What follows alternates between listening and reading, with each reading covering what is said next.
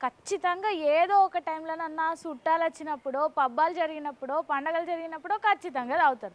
అగో అసంటోళ్ళకి ఖచ్చితంగా మందు తాగితే పైసలు కట్టాలి బే, ఫస్ట్ పైసలు తీబే అని చేసి ఉసూలు చేసేటోళ్ళు ఉన్నారట. నల్గొండ కాడ ఏపూర్ అనే గ్రామంలో ఒక ఒక 10 మంది మహిళలందరూ కలిసి నీ అవ్వ రోజు పోతారు, తాగొస్తారు, మా ఇంట్లోకి వచ్చి పెళ్ళాలను కొడతారు అని చెప్పి ఒక నిర్ణయం తీసుకున్నారంట.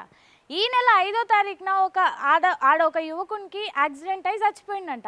ఆ 5వ తారీఖు యాక్సిడెంట్ అయితే 10వ తారీఖు దాకా పాపం బతికి తర్వాత చచ్చిపోయిందట.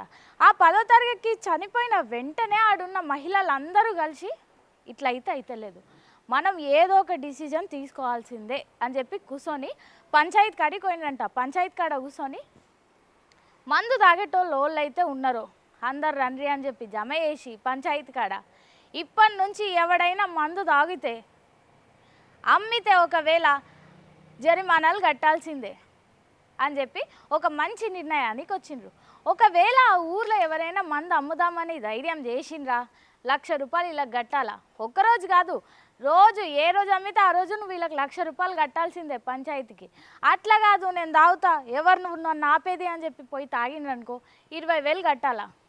150 రూపాయల బీర్ కొనుక్కుందామని పోతే ఖచ్చితంగా 20,000 ఇలా కట్టాలా. అవసరమా? అది కూడా కాదు, ఇంకా అగో వాడు మందు తాగుతున్నాడు రా మనకు కనిపిస్తున్నాడు అని పట్టుకరా అని చెప్పి ఆయన తీసుకుపోయి ఇలా కప్ప చెప్పినాం అనుకో 10,000 ఇస్తారంట. ఇదేదో మంచిగా ఉంది కదా. ప్రతి ఊర్లో తాగి వచ్చి పెళ్ళాలను కొట్టి వాళ్ళని కొట్టి వీళ్ళని కొట్టి ఎంత రచ్చరచ్చ చేస్తారు.